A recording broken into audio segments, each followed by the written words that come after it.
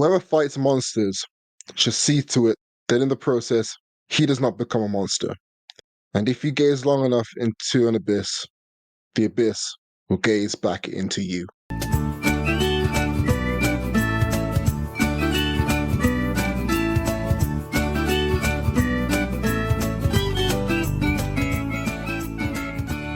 And that's that.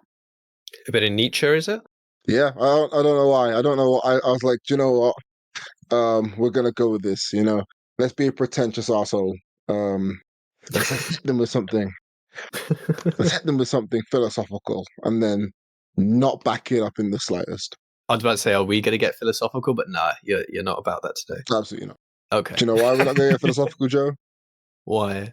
Because we're silly whales. This is a mental health podcast. We discuss topics all around the topic of mental health, be it mental illness, health conditions, treatments, and things like that. This podcast is for everyone, but that does not mean it is for you. We're not going to hunt you down. We're not going to chase you. I have been getting back into my routines of doing things like Muay Thai and attempting to lift weights. So running is difficult right now. So I'm not even going to attempt to. And Joe is learning how to rock climb, hopefully. So he's not going to be able to. So, you're fine. Okay, you're fine. You're fine. Once I've learned how to rock climb, everything changes. Everything changes. Everything. Everything changes. But yeah. When the Fire Nation attacked. It took us 8 episodes to reference any sort of anime, I think. Jesus, look at that. Oh, you're gonna get into weird stuff with the whole cartoon versus anime notion with Avatar: The Last Airbender. That's clearly a part of the internet you have not become aware of. Okay, and we're not going to get aware of it, Joe. Okay, this show hit 30 concurrent listeners per every episode recently. Okay, and if any of those 30 people are part of any online debate, I'm coming to your door. Okay, we're scrapping. Yeah, take back everything he said earlier of not trying to find you. Now he'll find you. Disclaimer gone. The disclaimer gone. The warning's gone. I'm outside your house right now. I'm here. Okay, I've cycled 45 miles. I'm here. I'm here, man. But yeah, we talk about our week in these episodes. We're actually working on a presents episode on ADHD misinformation, and I say working on it. It just means we haven't recorded it yet.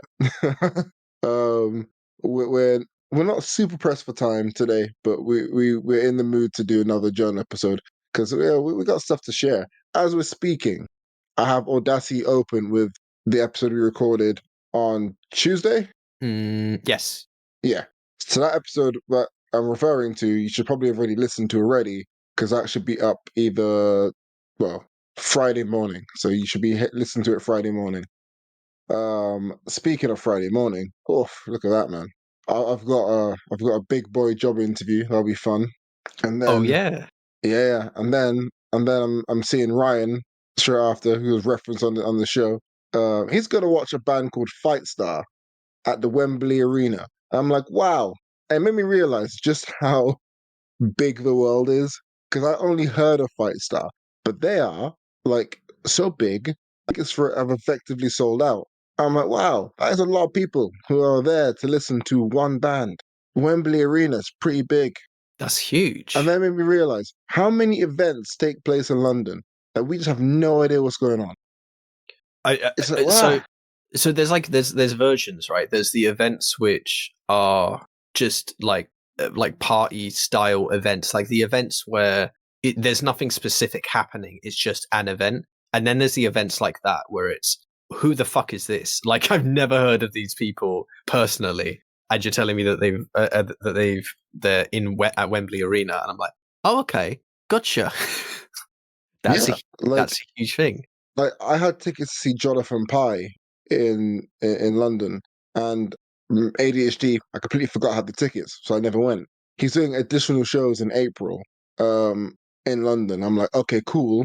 I'm gonna go see him this time around. But queuing up for that show, I imagine those people are going to be like, who is Jonathan Pye? And then how do you explain Jonathan Pye? He's a political, what is the word? Satirist? Satiricist, yeah. Or satirist. There we go. Satirist. Yeah. Yeah. Um, or better yet, when I went to see Penn and Teller, which I maintain everybody fumbled the bag. Okay. I invited you to come see Penn and Teller. You were like, magic's not for me. Okay. Magic isn't cool. Fine. Fine. Okay. I didn't even bother inviting my girlfriend at the time because she wasn't cool enough. Okay. Fine. I like I didn't even think to invite. The minute you said it wasn't cool enough, I was like, nobody thinks it's cool enough apart from me. That's okay. That's okay. The I will pick up hyperbole and the the bag. slander here is so real. I've never said it's not cool enough. I said it's not my thing. That's it. It's not, and that is where the problems lie, Joe. Okay, that is where the problems lie.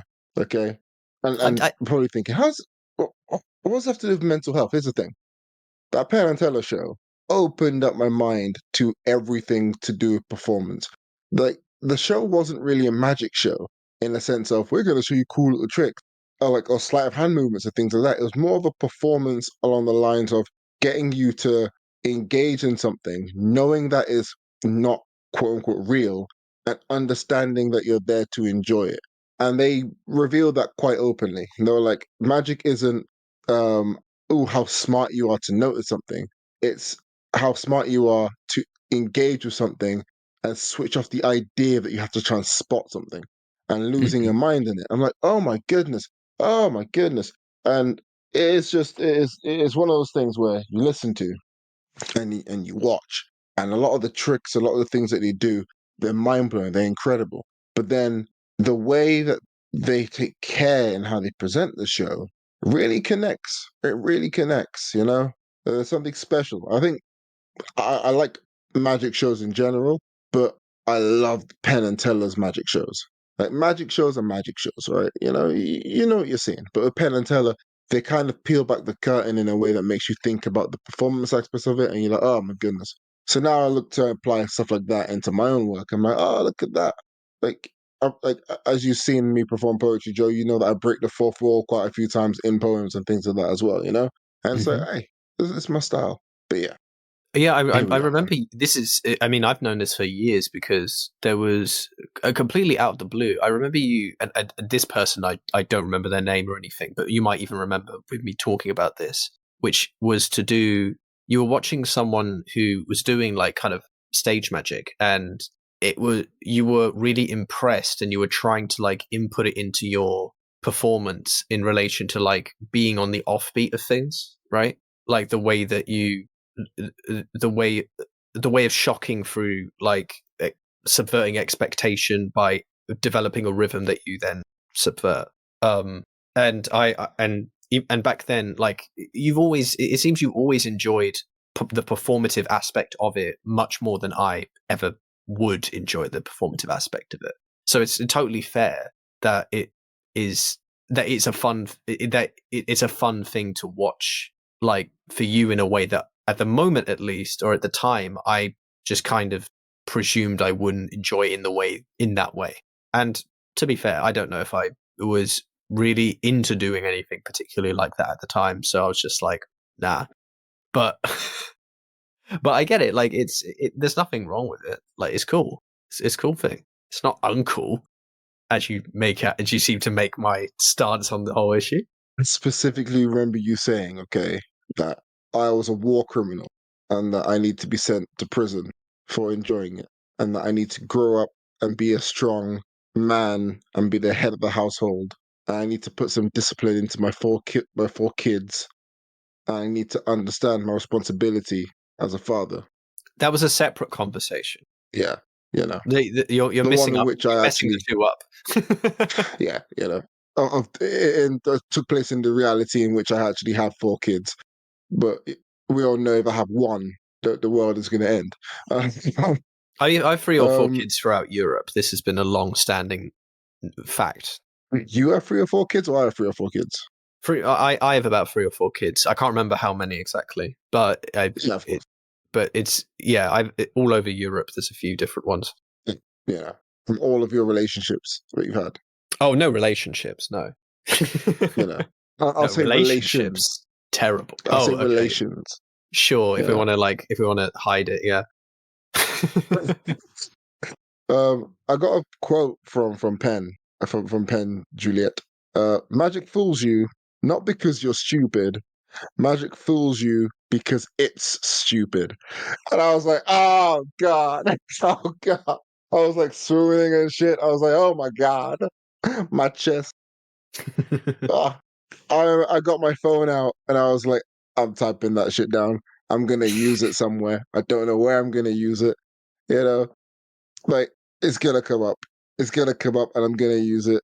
I'm probably gonna end up throwing it into a poem somewhere. And next thing you know, people go, "Oh my God, that's such a lovely quote." Ah. I'm like, yeah, I know, I know. Yeah. The week, The the week, week, Here- the the week. weeks, So in fact, realistically. the weeks. Yeah, the weeks. So we recorded last on Tuesday, so we already went over most of this. So we're discussing more things like veering now. So I played football yesterday, and I had a double bill of work. I had my actual job, I had my other actual job in which I was coaching football, and then straight from there, I had to cycle um, as fast as I can from Stratford Station to a football pitch. I was late for the game. I'd arrived at this game, seven-a-side football, and it was like 2 minutes to go in the first half. We were a goal down, and I was like, oh dear. I was gonna hope to play outfield, but because I was late, I said I'll go and go for the second half. Naturally, I'm a goalkeeper. It's fine. And then second half comes round. We somehow equalize. It's 1-1, I think. And I'm like, okay, I'm gonna go and go, and I'm tired. So I'm gonna have the worst performance of my life. It's gonna be really embarrassing. Great, this is gonna be annoying. Um, we won 3-2, and I probably had one of the best games of my entire existence. I don't know what happened, but something like switched in me, and I re-woke up, and I was like, I guess I'm choosing violence today. And I was all over the place. It was like I was 16 again, but smarter.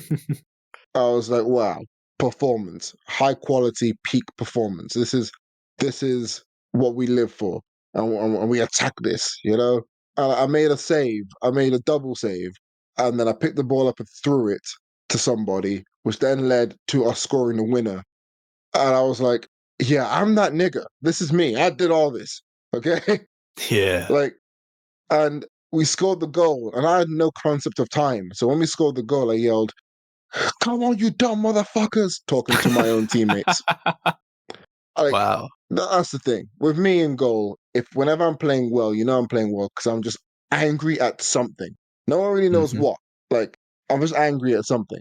And anger's a problem for me. Not because I get angry really easily, but because I don't get angry at all. So I'm like, great. When I'm playing really well, I'm naturally going, oh, come on. When And you're I don't know feeling why. yourself, you're feeling Yeah, when I'm yourself. feeling myself, I just get upset. Like, uh, but but it's not. There's an interesting thing, right? I don't know the full understanding of this, but in terms of like emotional stuff, your like anger is more similar to happiness than like sadness is. Like it's more similar to happiness than sad, basically, by like a long stretch. Like the in terms of the the fizzy, in terms of uh the chemical physiology, like the chemicals in your body that are like spread out and stuff, like all of the things that go into feeling elation and the things that you also feel when you're like pissed off.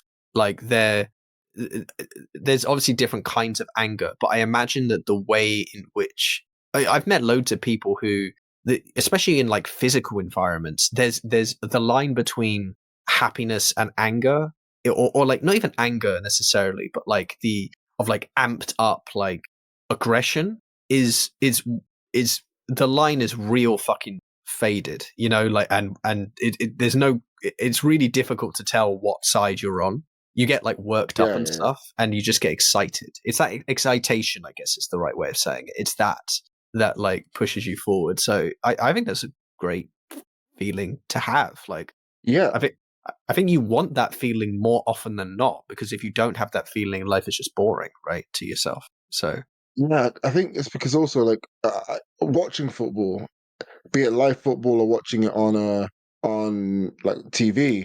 the emotional swings tend to be between, like, while the game is taking place, is between like happiness and anger. You don't really get sad at a decision. You get angry at a decision. Oh my god, the fucking Yes. referee, he called this offside where it's not really offside. He has no eyes. He's blind as fuck. He needs to die. Ah! Or, oh my goodness, Reece Nelson passed the ball really well to Mohamed El Neni, and El Neni just scored. It's the best day of my life. I'm gonna name my kids Mohammed. And I'm gonna name the other Yeah. one. I don't care if it's a girl. If it's a girl, she's being called Reese. Why? Because it's a unisex name. Oh my goodness. And the middle names are gonna be Almunia, and it's gonna be like, Gail, and it's gonna be great. Okay. And then afterwards, if you win, you feel like this sense of accomplishment. Like it rounds off the feeling, really. It's not the same happiness. It's like a sense of like, yeah, we did something. Yeah, we got the 3 points. We won. You didn't do fuck all. You just watched and took part, but you were there.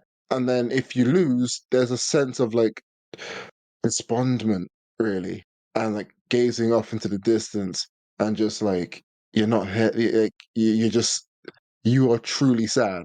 The despondence afterwards. Yeah, you know, just just staring off into the distance.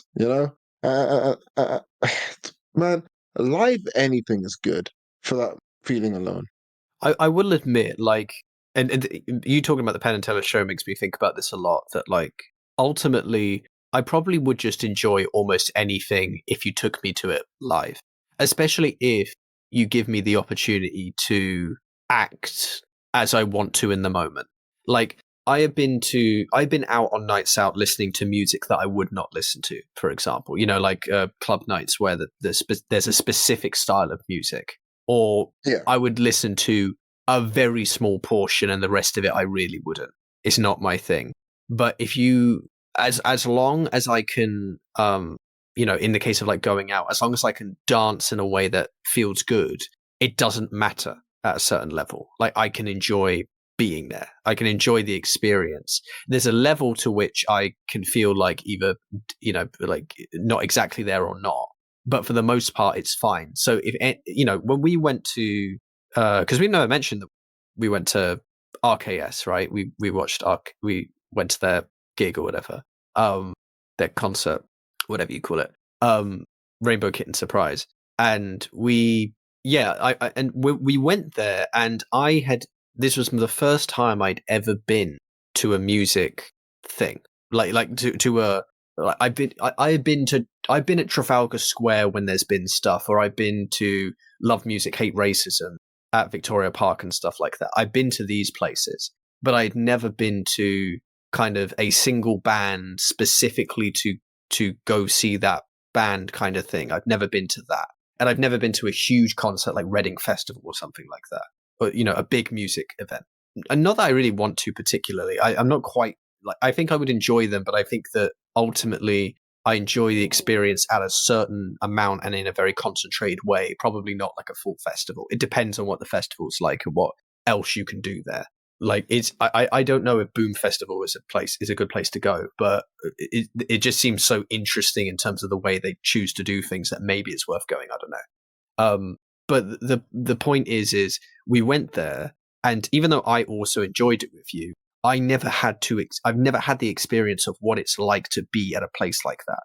But me and you were fucking going at it. Like we were in a place where out of everyone around us, we were by far the most animated and we were dancing the most. We were like fucking singing shit like more than anyone else. And we were fucking going hard and we enjoyed it. oh yeah, yeah, we And were. and that made it so much better being able to do that versus if we had like sat down and just kind of experienced what was happening, right? So there's certain kinds of live events, especially certain kind of live things where just the ability to the social norm to basically get fucking involved. Like I've been to football games. I'm trying to think now if I've been to two or if I've been to more than two. I think I've been to two. One of them was a lot more like local, and the other one was Arsenal versus West Ham. So that was a much bigger one at Emirates. And I have never been in a place like Emirates Stadium before. But it was, but the environment is crazy loud. Oh, I've also been, I haven't been to football, but I've been to the Oval for cricket, which honestly, I'm going to say this right now. The cricket one was just, I don't know how to explain it, but the environment I expected there to be there at a cricket match was not what I expected. I swear that like most of the people were barely paying attention to the game. Like, and the noise was cacophonous. Like it's not like as huge a stadium or anything like Emirates, but you can't hear. It's so hard to hear anything because there's noise constantly going on. And I always, and when if you ever watch cricket, not that many people do, but if you ever do, it's you don't get the sense that that's the kind of sound you're hearing if you were there. You know, you feel like it would be a lot more kind of chill and reactive to the actual game, and it's like no, there's just constant noise all the time. People talking, people getting alcohol and food and stuff like that. People who have come to every fucking Oval game for the last like few years, and that's like the thing they do like on a Friday night or something like that. You know what I mean? And it's just madness. It's madness compared to what I was expecting. But it's enjoyable. There's something just crazy about being in that space. There's about being in those environments. I can never deny that, and I probably should be considering. If you were to offer again something, not that it will happen again, as far as I'm aware, with Penn and Teller, but with if there was an event similar, and I was a bit like on it, then you could call me out when that happens and be like, yeah, but on the podcast you said that you would probably enjoy it, and I'll just be like, fine, I'll come with you because I probably will. It'll probably be fun, even if it's something I'm not that interested in, or something I'm not quite sure if I would be interested in, or maybe even something I wouldn't necessarily like if it wasn't for the fact that it was live, and all of that stuff. It's definitely a feeling. It's definitely a vibe. Thinking about getting tickets to the Rest is Politics podcast live. Rory Stewart and Alistair Campbell have a very political podcast, and it's for you guys who don't know, who are maybe international people who are watching. Rory Stewart is a former Conservative Minister of Parliament. He's considered on the political spectrum centre-right, and Alistair Campbell is a former Labour Minister of Parliament, worked under Tony Blair in that time, and he's considered centre-left, maybe a bit more lefty than that. I'm a big fan of their podcast just for that dynamic alone, and enjoy the friendship that they have as well. I'm like, "Eh, look at that, it's me and Joe, but older and more Caucasian." Um, but like, just the just the camaraderie of it all. But I don't. Even then, I'm thinking to myself, I like listening to the show, but do I want to be in an audience of people listening to them to talk? And I'm veering towards the answer being no, because I feel like the people who will be paying money to see them live will be the people who I want to attack in public the most. But, I mean, I didn't know that's where you were going to go with it. I just thought you meant that like listening wise, is it going to be worse than the actual experience of listening to it in a podcast way, like on Spotify or whatever it is you listen to it on, and or whether or whether there is much to gain necessarily out of being there live, apart from just seeing them like specifically doing it. But that I guess is also a thing. You don't know the kinds of people that are going to be there. It's like going to the cinema. Like a film is clearly better at a cinema. Like 99% of the time, a film is better watched in the cinema. It is much better watched if you are on your own. It is not quite it's not necessarily as good to watch if you have a ton of people around you and you can't control what they're doing. So that is a real is a real point, I suppose, about that kind of thing. Depends on how you're experiencing the thing you're watching, the event, what and how you're meant to experience it. Because if other people can get in the way or piss you off or whatever, then that's not great. That's the thing. I don't like. It's the reason why I didn't really push for anyone else to go to the magic show. Well, to Penn and Teller, because I didn't really want. And I'm not saying that was you. I just took you at face value. I didn't really push ridiculously hard. But had other people actually be like, "Yeah, it's for kids. It's stupid." I'm like, "There's no kids gonna be at this show, man." And I realized that if I'd like forced the issue and to come along and go, that there'll be the type of person who'd be like, "Oh, I bet what they did for this trick was they had this," and they'll be talking throughout all of it, and only one of us would leave the show alive, you know. And you don't want to have people in your area trying to, I guess, undermine what the show is trying to do, or take like go into the rest is politics live, for example, and then having to deal with somebody talk about why this person's wrong while two people who we've paid to see are talking. It's like, ah, Jesus. And it's like comedy shows as well. Like the thing I hate the most is any sort of heckling. Mm. Like there's no such thing as a good heckler, but there's a good response to a heckle. Yes, that's And true. Yes. I just I cringe when I see people deal with like hecklers and stuff like that, especially in like poetry as well. Like I remember I did a poetry show ages ago. We're talking 2 years ago, like when I first started, and I took an 8 month break because of this. I did a poem, and it was literally about me. So I said he, and someone yelled out, "I think it'd be better if it was they." And I was like, well, you're a cunt, but like this stuff is just so destabilizing. Do you think, by the way, that they were genuine in their response in that sentiment, or do you think that they were literally just trolling? Not in the normal way a heckle is a troll, but like they were actively just trolling. So I think trolling in the sense of like trying to undermine the person who's on the stage, like Hmm. trying to gain a social, like a bit of a social kudos, but it kind of fell flat, especially because I think I did the face of scared animal, like doing added, like, and it's a face I don't normally get on stage, the deer in headlights look of like what, because I didn't really know what they wanted, and I was like, Right. and I think my response to it was equally as awkward. It was like, but it's about me.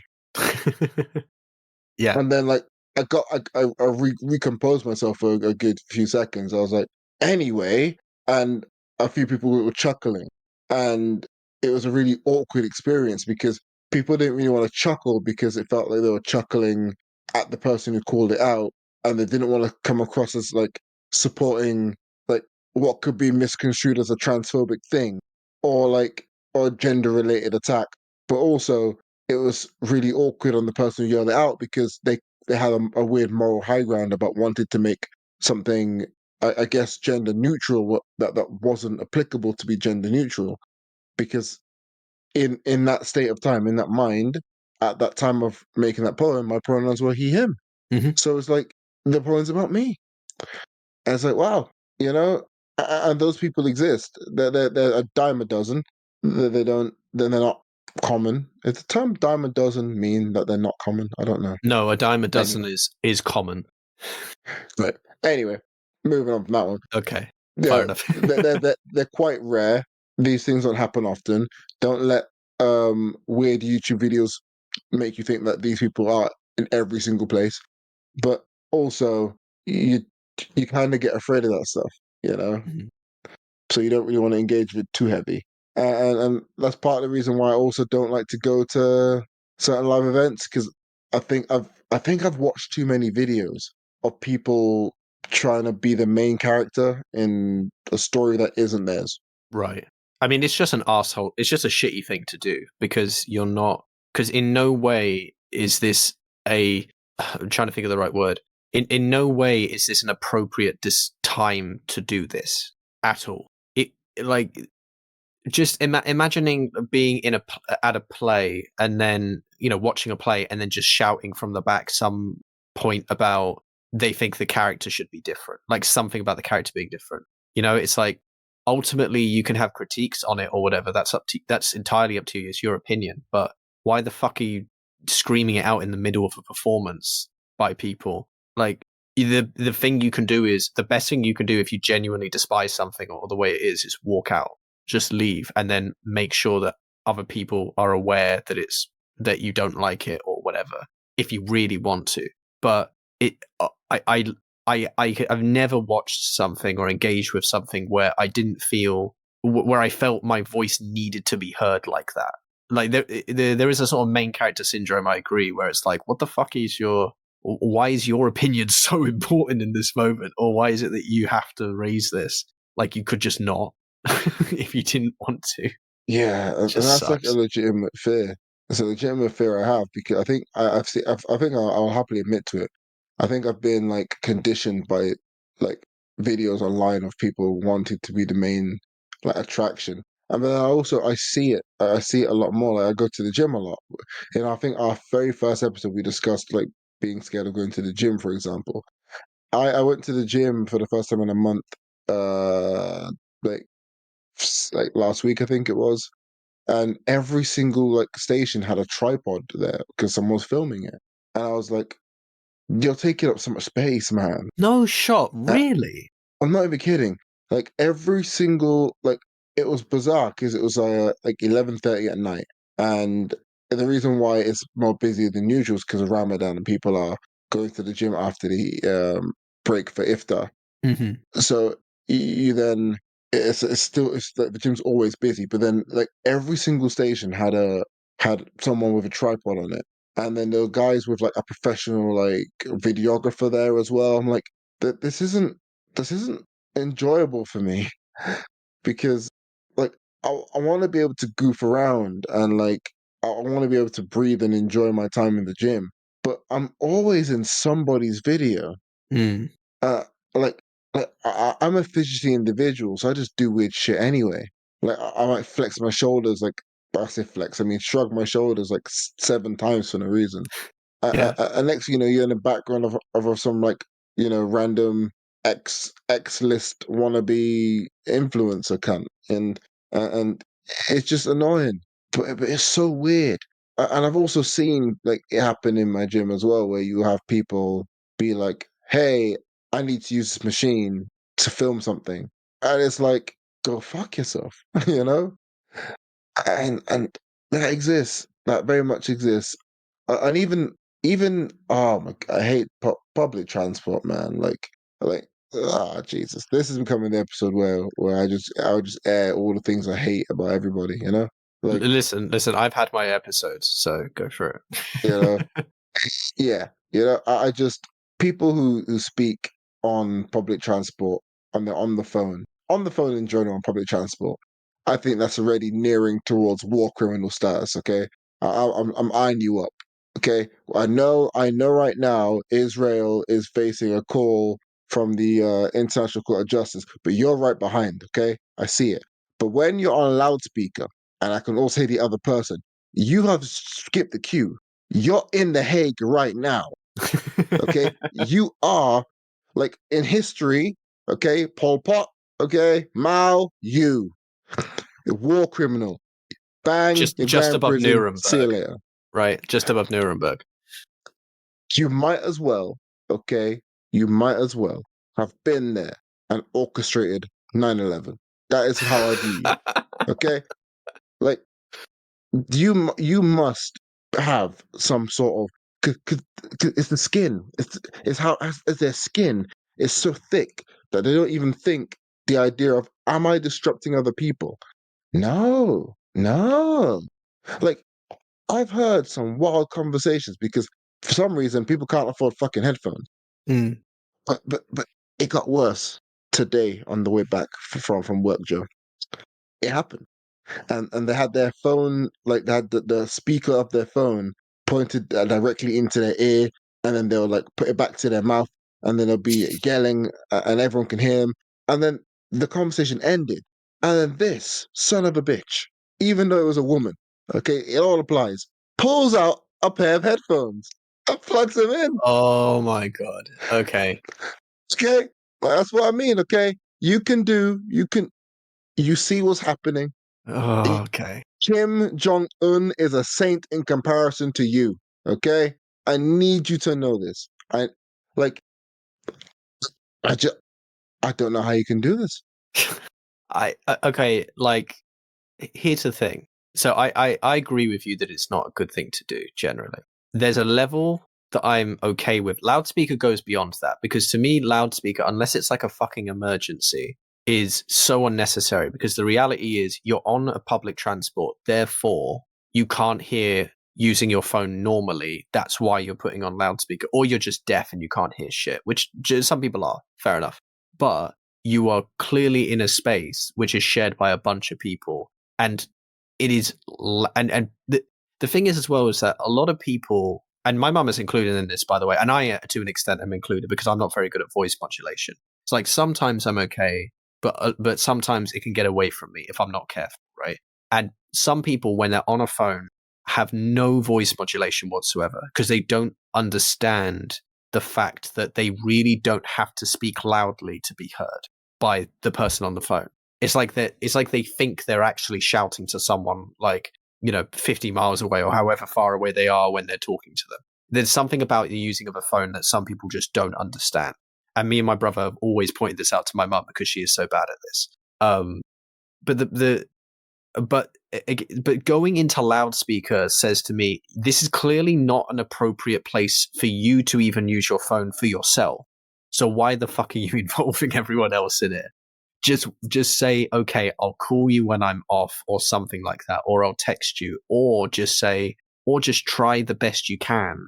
And then when it doesn't work, unless again it's an emergency, and honestly, I bet you, I'm not saying that this is ever going to happen, or that I will be good at doing this when this happens, but a part of me now, having said this, really hopes that I will remember this one day.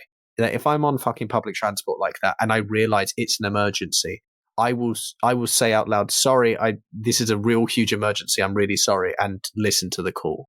Like that, I really hope I do that, because even though it's shit still, at least it's like, okay, I've been told that, like, I don't know, my mum's in hospital or some shit like that. Something has happened and I need to know what's going on. And just allow Why would you people need to to be on empathy loudspeaker? to work there. If I needed to, or even if I was just like loud for whatever reason, I would apologize immediately. Like, I would try to, the moment I would notice it, I would apologize. So but it's clearly the thing is, being on loudspeaker in most cases is so unnecessary, and never, in fact, really is never necessary, and is, if anything, pointing out that you do not need that you shouldn't be taking the phone call in the first place. So I totally get it, and it's annoying as fuck. Uh, So yeah. oh my goodness, it is a whole thing. Like I just public transport in general upsets me. There's so many pet peeves. Like we need to do an episode of just peeves. If you want to, mate. Like it's an idea that I'm taking from I can't remember his surname. God, Sam Morrill and Mark Normand. They have the show We Might Be Drunk, and their whole podcast has like uh recommendations, and it also has peeves. So there's list peeves. I want us to do a whole episode of just peeves. Um, Just ask Peeves. ask peeves. But even in the staff room at work, all of a sudden, hello, yeah, yeah, how's it going? Yeah, yeah, criminal. Criminal. Like criminal, okay, criminal. Do you know what? You're going bad places. Okay, you're going to the same place as Jimmy Savile. Okay, I'll tell you this right now. You're going to hell. You're going to hell. Okay, I need to know this. In a very like very sincere way, there is an issue. There definitely exists an issue, because there like, I have friends who are like really sensitive in like loud places and stuff like that, and the public transport can be a nightmare enough for them. Like, even the announcer can be like really annoying when it suddenly comes on and like talks loudly and prevents you from talking with your friend or whatever, and like really like grates. So to have like a person like actively making really loud noise so unnecessarily in those public spaces, and in a way that, because even though it's like loud most of the time, like a certain public transport, like tube is fucking loud, and some of them are like really loud, and like actually to the point where I'm pretty sure people get hearing damage on certain tube lines. I swear down, like the central line is shit. for lots of areas of it, and I think Highbury is pretty bad as well. Or no, not Highbury. What am I talking about? The Victoria line. The Victoria line can be really bad on some bits. But it's to then have someone, but even in these cases, a person talking like on their phone and they're talking loudly can be heard by everyone. There's no one who doesn't like hear that person talking. It cuts through the other shit noise with this other noise. so so it really is like genuinely not fun to be around and be in these places, which are incredibly important and useful. And the fact that like people have to deal with it, I don't. But yeah, it Oh just my seems it goodness. is social Oh, contracts are oh, weird things. and then playing music out loud. Oh my god. Oh, Joe, Joe. Like, you know, I've had people on a bus take off their headphones and just start playing music out loud. Okay, like like Jack the Ripper. If he Jack was the around Ripper. today, if you, I am freeing him from prison and I'm putting you in there instead. Okay, I'm telling you this right here, right now. Okay, I don't think you understand. Playing music on public transport, it like or cyclists when they play, they're cycling and they have their speakers wrapped around their chest, playing like mid 2000s dubstep that isn't Skrillex, which means it isn't dubstep. It's just random music because Skrillex is the only dubstep person I know. Okay, Skrillex equals dubstep. That's how I view life. Okay, place in hell for you, man. Place in hell. You know, it's I like oh, I'm playing drum and bass while cycling. Okay, okay. Yeah, I was a keen cyclist. I never wish any ill upon anyone. You know, definitely not. No, Definitely never, not. never. But if your wheel explodes and you fall into the River Thames, I'm not going to be upset. I'm not saving you. Like, like I would, I would happily throw one of those inflatable rings in the complete wrong direction just to look like I was helping. I thought You you were going know, to say I would gladly throw one of those rings over the Thames to the other side. Just discus it all the way over. So that they yeah, see you throw it towards them, but just watch it sail past. like help! I'm drowning. Call somebody. Hey, is your speaker waterproof? Yes. Well, I guess you can stay there then. Okay. Like, like, like, you're fine. You're fine. Okay. Don't worry. Don't worry. You the can. cold, the cold will come to you. Jungle is massive. General Levy will protect you in the River Thames. You know what the funny thing is? I genuinely don't mind people with music on their bikes. I think there's a level to it that really pisses me off. But I think having like, you know, when you go to places and there's the one like older guy or like because they're all men. Like none of these are women as far as I've ever met. But like the older individual who's just got like some chill music. Like I think the drum and bass and stuff like that can get like grating to with the levels of the volume of it. But there's like some level where I'm like, that's fine, and then there's a level where I'm like, fuck off, like that's just ridiculous. You know, in the same way that like someone with a car and they're listening to their music at the fucking loudest volume you can imagine with the windows down. And I'm just like, what what is the point? You can't hear it, surely. But I can hear it better than you can. But it is blaring at me from the sides. And it's like, why do I have to deal with your shit for like 30 seconds while you wait at a traffic light? It's like, the fucking hell. Like, but when I learn how to drive, Joe, there will be a time where I come to collect you from somewhere for whatever reason, and I will have Arjan Valley playing as loud as possible. So here's the problem, right? As soon as it becomes your own music, it doesn't bother me anymore. Like, you said that. Also, by the way, just strictly, I imagined you as my dad and you were picking me up from school. I don't know why. I think it's the way you said collect me from somewhere. Like you were collecting me from football practice. And I was like, oh, okay. And so I was just imagining coming out of school and and you just got some Lamborghini or something and come out like I'm the rich kid and you just go up. And you got I that think the song worst thing playing. here is me imagining me in any supercar. We all know where like that cyclist that fell into the Thames. Me and the car's gonna end up with him. You know. Just Yeah. we're all in this together. Have you heard of the thing where Carla said like talked about when he was like pulled over or something because they assumed that he was like a drug dealer because he was in Yeah, a flashy car. Like, oh my man. yeah. I'm not giving the police opportunity. I'm not even running from them. It's just there will be no car to recover.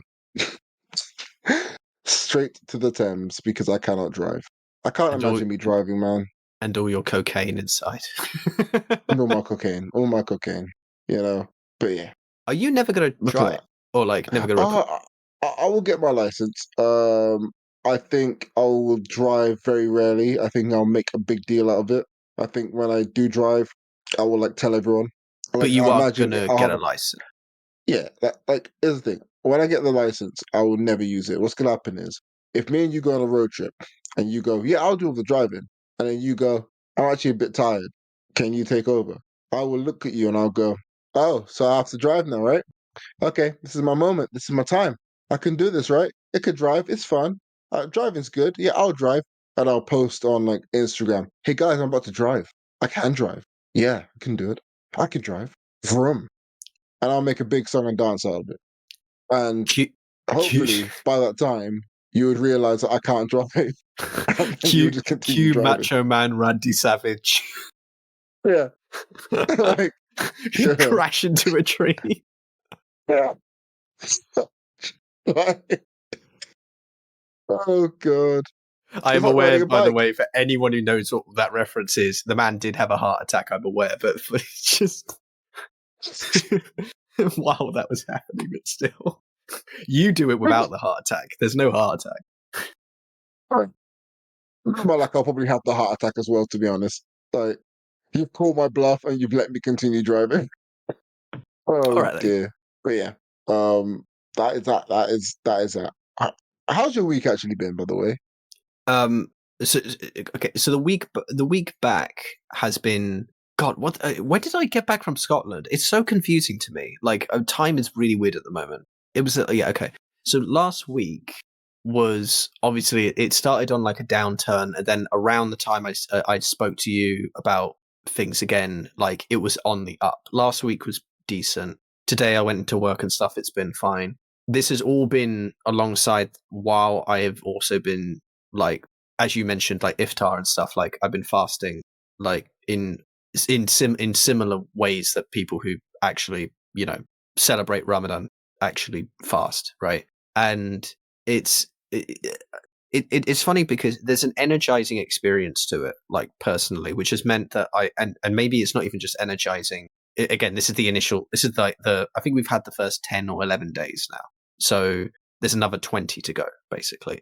So we'll see how this goes, and when the time skips forward in 10 days from now, we'll see how I deal with that when I have to eat at like 7:45 or some shit like that.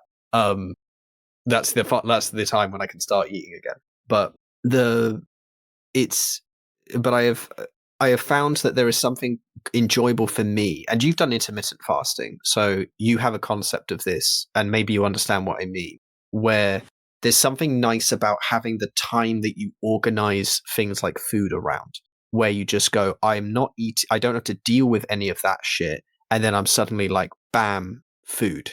And I have like this time period and this notion in my head of I have to be organized for this, and I'm organizing around this, and it actually helps me to sort of functions the wrong word, but it helps me to appreciate to appreciate certain things, and it makes me think about food, which I have a struggle eating and I have a struggle organizing my life around. So it's there's I almost enjoy the experience currently.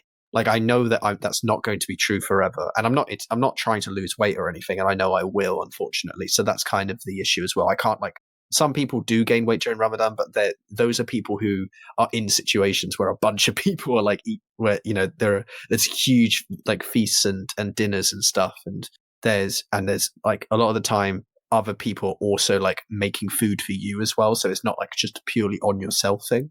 I'm not going to be like that. If I can keep the same weight, I'll be happy. You know what I mean. I'm not going to be gaining weight from this, and so I know it's not the best thing for me in general, but it has given me a sense of perspective, and it has made moments where I achieve that level of organization and feeling kind of proud of doing it. You know what I mean?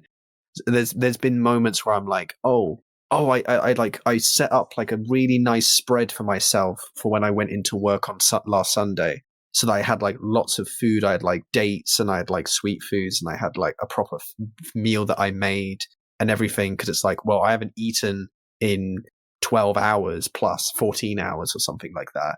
So this is going to be my meal that I have at my break, and I'm going to really enjoy it and like just fucking go ham, and then go back to work for a bit, and then get home, and then and feel like I've done what I needed to do and eat at home, kind of thing. So it's actually been kind of nice at the moment. To be clear, again, the other thing is, I think I have a thing where even if an experience is shit, like generally speaking, I enjoy it because it's new. I enjoy shit experiences because I'm not used to them.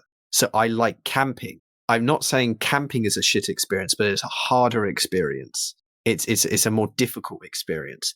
But if I had to live that all of my life, I would probably be like, I want to get out of this. But it's nice to do from time to time because it's enjoyable to have the experience of working slightly harder for a change. This is the most like fucking white, like middle class sounding shit ever. I am aware of that. This is very first world esque ideas, but but there's a part of me that's kind of masochistic that way. I want to be dominated, and I'm masochistic. Is what we've learned apparently. So, I enjoy those experiences, and it has made this slightly interesting, I guess, the last couple of weeks or whatever. So actually, I'm not too bad, and given that I've been I've actually been finding houses, and I'm looking to view them within the next week, hopefully, and I'm talking with you, like I might start rock climbing again, or again I'm going to properly start rock climbing where I like dabbled in the past, and maybe other things besides. I have a weird sense of organized effort now because there's periods of my day where I don't do where I'm not like cut between different things, and I can just focus on certain things. It's a little bit easier. So I'm actually doing okay. Like this has been this like since the downturn, and also when there's a downturn, there tends to be an upturn where I do better. This always happens. This whole podcast is going to be so weird for both of us because it's going like for anyone listening to us, because it's just going to be a like fucking like seismograph of like up down up down up down, where every time it goes down, it seems to swing in the opposite direction and then go back down again like just as quickly. So next week I might be giving you some like spiel about everything that I can't stand about the world, or I might be saying, or I might have already had that in between the two episodes, and I've already had my downturn for a second. Oh, it's exhausting. Life is exhausting. But it's actually been okay. It's been good. So that's all it really is, man. Just I really like, 'cause last year me and you, we both fasted. And Oh I think yeah, we should yeah. probably explain the reasoning behind it. My reason is different to yours. Um, I worked in Calais, France for the better part of a year, and I learned a lot about Islam, and I gained a lot of solidarity and friendship within that, and seeing people stick to that principle of fasting in extreme heat, extreme winter, extreme everything, because that whole period of France was scorching hot and then ridiculously cold at night with torrential rain and wind. Seeing people still stick to that, and then seeing the grateful nature of and the beauty that food brings, made me think quite inward about how I relate to what food is. And then I Mm-hmm. learned about how Islam views the idea of food and what fasting is and what it represents. And I was like, oh, this is beautiful. I learned more about it, and I was invited to take part in fasting and breaking fast. I was like, cool. And I asked the question, is it silly if I do it if I'm not part of the religion? And the guy was like, brother, just do it. Like, do it, Yeah. see how you feel, pray within yourself, pray for better days, pray for happy days, pray for me to have happy days, and and go from there.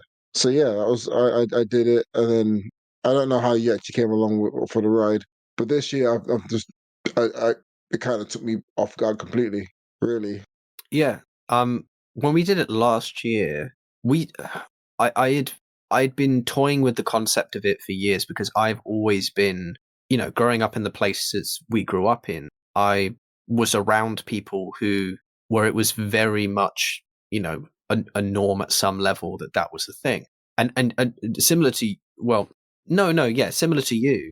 I I remember, and my brother was the same. He's like, I thought Ramadan happened in like summer, like the idea in our heads, like we knew it moved, but to us, Ramadan is something that happens in the summer because that's when it was at the time when we like was experiencing it and like getting used to the notion of it. And of course, it moves throughout the year because the calendar is a lunar calendar rather than a solar calendar. So it's it's it's not just in the way that a month is kind of like like a moon cycle, but actually isn't because it's longer.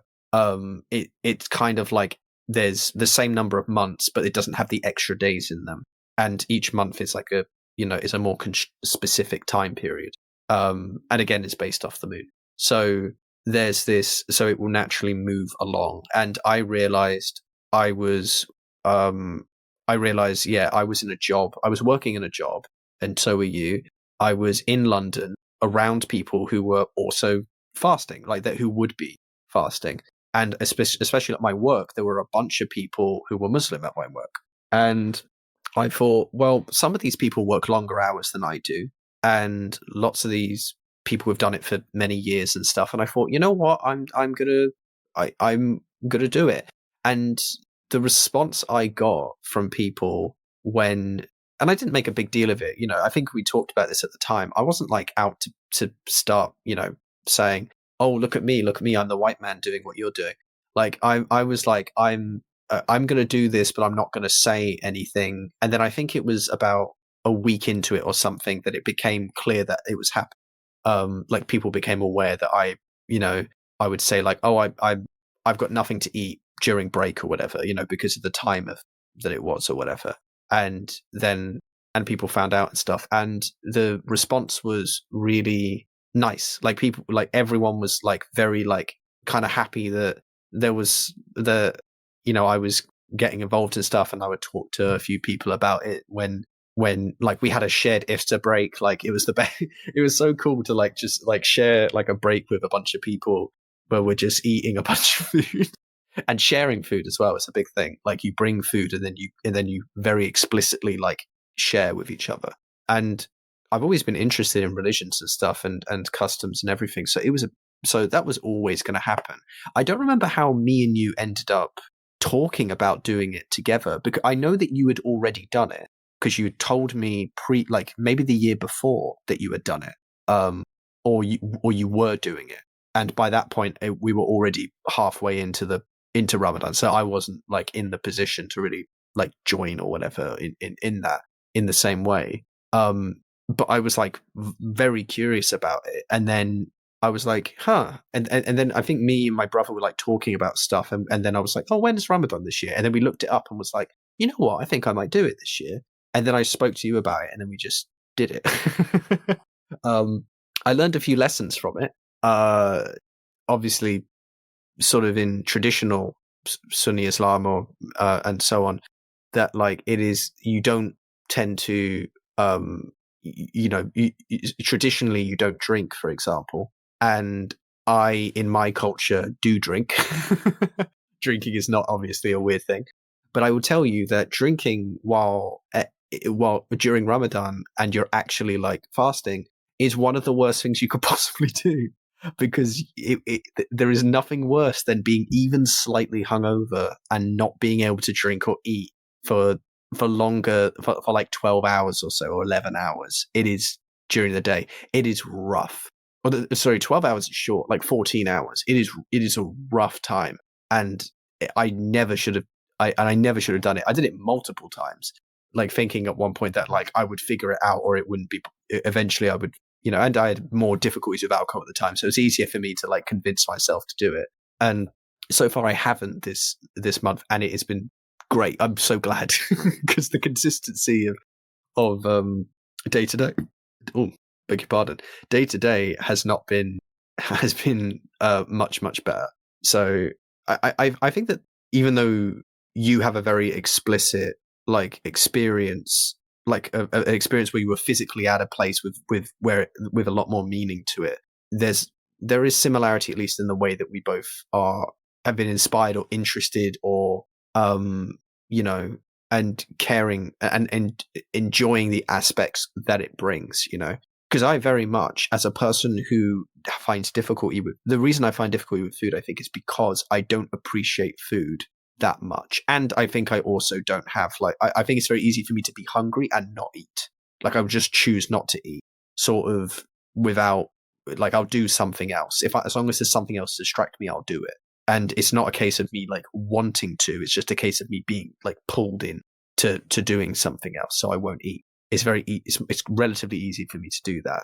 It doesn't bother me as much as other people. But it like no joke, like this past like 10 days has been, it has, reminded me of like food in a way that I genuinely kind of forgot, if that makes sense.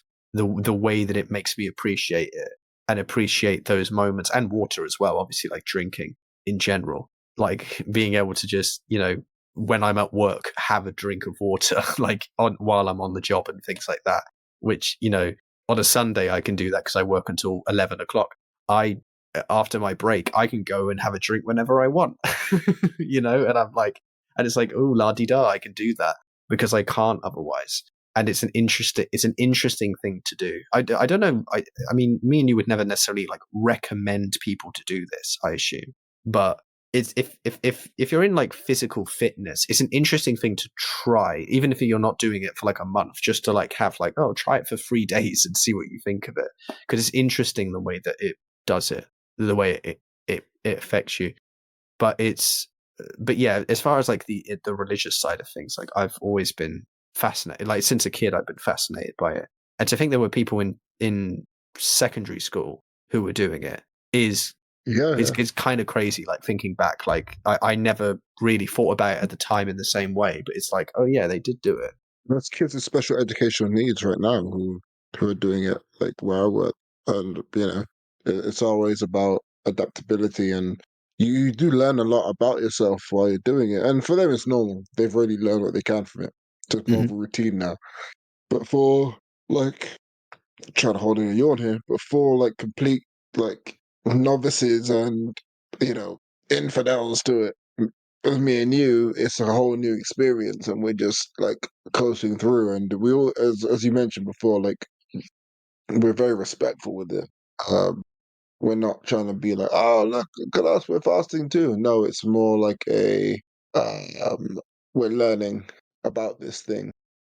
I, as I said, I was invited to do it by someone of the faith. You found very similar connections with other people as well, and that is how uh, the beauty of religion can be, really. And I'm an agnostic guy, so I'm open to believe that there's a God in the sky, or whatever.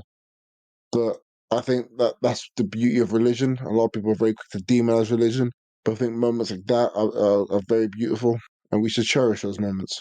Yeah, don't even. I mean, I'm pretty sternly in the camp of not believing in the vast majority of like deity ideas stuff, right? Like I don't believe in a god, but it's a real sort of throw the baby out with the bathwater decision to then kind of, or even to like take certain things that certain religions have done in the past, or that certain people do in the name of religion, and to assume that that's kind of the nature of every aspect of it, right? Like it's just not that. As much as there will be people who have had, I mean, I believe you have to an extent of like people who have made you not feel great because of things like religious beliefs from a Christian perspective, for example. Doesn't mean that all Christians are somehow like, some way. It's ridiculous. And yeah, it's I mean, a fascinating thing that maybe some people don't think about too much is is the bunch of like Muslim has a lot. Muslim, wow, that Are fucking you founding a new mixture religion? there. Muslim and Islam, those are the two. Um, Islam has like a bunch of different sort of. It's interesting. There's a lot of praxis in Islam related to certain rules and ideas where it says like, in this case do this, or in this case don't worry about it. For example, like when it comes to Ramadan, like there are a bunch of different reasons as to why you shouldn't do it. Like if you are ill, don't do it. Like lots of people do. Like my mum, has lots of Muslim patients, for example, and so on. And lots of them do it even when they really don't have to or whatever. And in certain cases, they really want to because they're quite old and they're very traditional about it. But then you'll have like parts of the family that come to them and say, no, no, no, no, no, it's fine, it's fine. Like, it's not a problem. You get better and then next year you can do it, kind of thing. But there's lots of, there's lots of things, where it's like, yeah, like I think when we did it, you and I, especially in the first year, had moments where we said, like, fuck, today was awful. Like today I had to have a drink of water, or today like I needed to eat or whatever, because we were like really low at times. Like, I haven't had that so far, but there were times where I remember, and again, alcohol for me was not helping, where I was in a really bad state, and I said like, shit, I'm going to do this. And the way I dealt with it personally was like, I think there were a couple days and I did it 2 extra at the end or something like that. Like I just continued. I just did it longer. Having said, okay, I didn't do it on these days, I'll do it on those days, basically. But the point is that we were aware that, like, with the what's the intent of what's happening, and the fact that it is wholly because it is like because of its intent, not because it's and because of the work you're putting in, not because it just is by default, if that makes sense. Like you're doing it because it's important, not because somehow like to not do it is wrong in a larger context, if that makes sense. It's more about the fact that it is a way of connecting with the notion of the divine and so on. Connecting to, being closer to Allah in a certain way. And that's great. That's wonderful. And that's kind of, that's a nice way of incorporating that idea. And it's honestly really interesting. And like reading about it's interesting, and learning the lexicon and the vocabulary for everything, like Sahir and Iftar, and being able to say Eid Mubarak to someone, and stuff like that is a wonderful culture. It's a cultural event that's really interesting and wonderful. So I appreciate it anyway. Yeah, I think it's come to a natural close. Yeah, I think so. Yeah, but remember, after all of that really wholesome stuff, if you take your phone out and you take a phone call on loudspeaker, you're going to the fucking Hague. Especially during Ramadan. So, nah, I don't think you understand, Joe. I don't think Rishi Sunak is going to walk out of number 10, okay, and do a special announcement to make the point that you're a cunt. With that being said, we're going to take 2 steps to the rear and get out of here. We're in the wind. See ya. Shoot.